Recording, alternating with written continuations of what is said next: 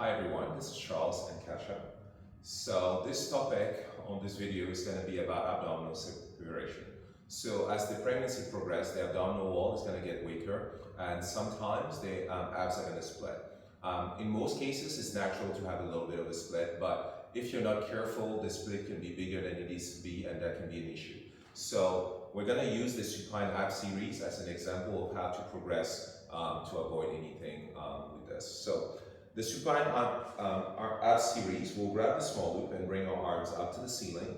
So this is for the first trimester, not much has to change. We float the heels, the legs are in tabletop. So I'm going to go straight into it. So as we exhale, we're going to curl up and look to the belly button. Inhale, roll back down.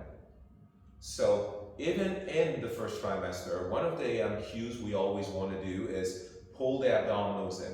Because as people curl up, they tend to push the abs out. And we want to think about curling up and then still pulling the abdominals in. So you have to do this consciously because naturally, as you crunch, the pressure is to push out. So we curl and we pull those abdominals in.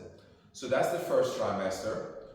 Again, when I say first trimester, it could be 2.5 months or 3.5 months before you need to switch. Once we get to the point where we feel that the abdominals are starting to get weakened, we'll stop with the curl-ups. So one of the easiest alternatives to the curl-ups are legs extension. So we'll keep the arms up. In this case, inhale, we extend both legs, and exhale back in. Good. So let's say month 3. We extend the legs, we can extend them lower, and then back in. Month 4, we can extend them below, higher, and then back in.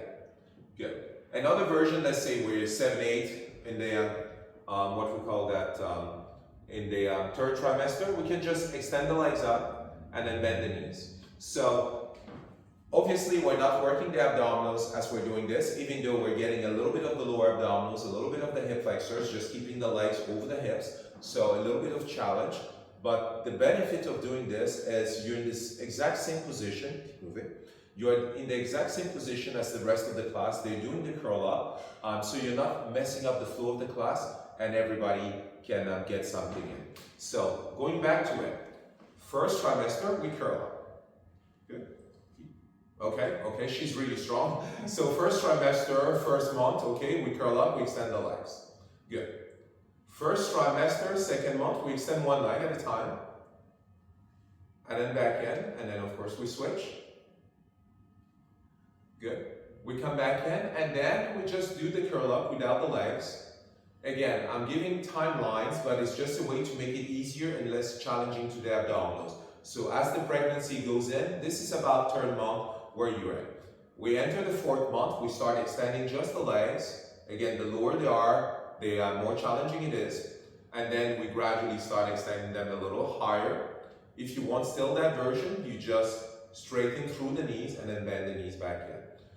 The next way to adjust is to just do one leg at a time, extending one leg out and then back in, and the other leg out and then back in. Good. And the final, again, we're talking about month 4 plus, is to, instead of extending the leg, going into twist, just rocking the knees to one side and then coming back in. Small twist, rocking to one side and then back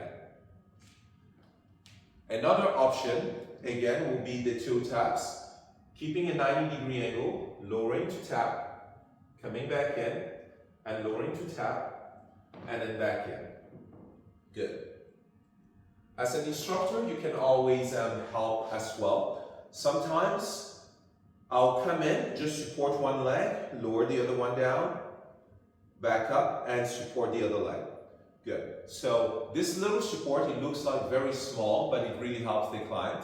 So again, you have a whole range to progress through. Again, with the dates, the timelines, is all about how strong your client is, how big the belly is. So you have to kind of figure it out for yourself. But hopefully that helps. I'll see you in the next video.